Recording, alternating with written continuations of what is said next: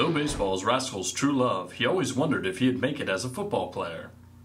So he headed down to the Orthopedic Specialist Sports Complex to get some help from the Bandits flag football team. First they worked on catching the ball with Rascal, but he soon found out there's a big difference between catching a baseball and catching a football.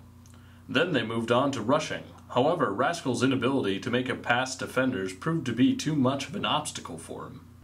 Rascal gave a try at pass defense, but soon learned that tackling was not allowed in flag football. Without much luck as a wide receiver or running back, Rascal tried taking on the difficult quarterback position. A major problem became obvious when Rascal tried calling the snap count, only to realize he's a raccoon who doesn't talk. Play a game.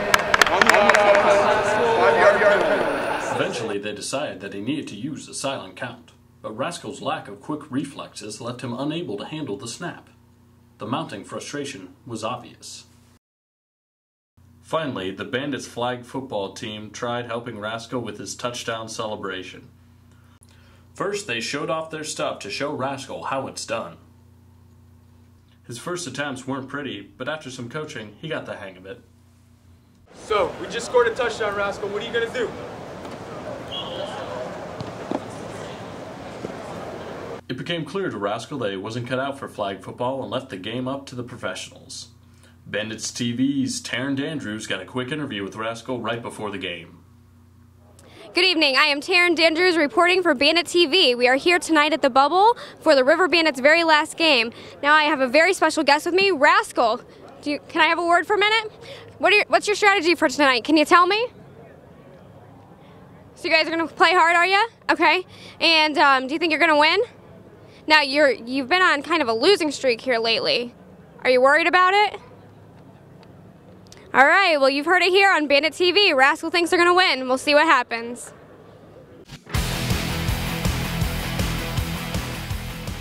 The Bandits flag football team played valiantly through some injuries and poor calls, but ended up coming up short at the end of the game.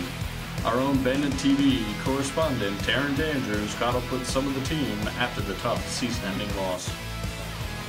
Mr. Kratz, tell me your thoughts on today's game. Tough loss. Definitely tough loss. It was a good opponent, but they just outplayed us. Anything you could have done better? We could have just been a little bit better on the X and O's. Maybe had Rascal out there for a few plays. Other than that, just be smarter at football. It's a tough loss. So, Chris, your spirits were pretty high at the beginning of the game. What changed? Well, my spirits are always high because I'm a playmaker and pretty much just the best out here. We're the Quad State River Bandits. We dominate in baseball. We dominate in football. What's next? Basketball. Who cares? We're going to dominate everything. I'm Chris Reed. I'm the playmaker, and that's all I have to say about that. Shane, I guess the other team had some good plays today. How'd you handle it? Not too well. Not too well. They had a game plan. They were who we thought they were. And who did you think they were? They were who we thought they were. But I want to thank my teammates today. They all played well. I thought we played as a team, even though we didn't execute our game plan well. All right, Coach Goodman, are you guys going to make the playoffs? Playoffs?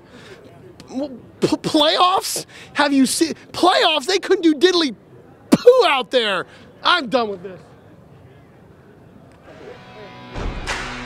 Born with a baseball and a bat in his hand. Daddy had him swinging from the time he could stand. Out in the sandlot, he was king.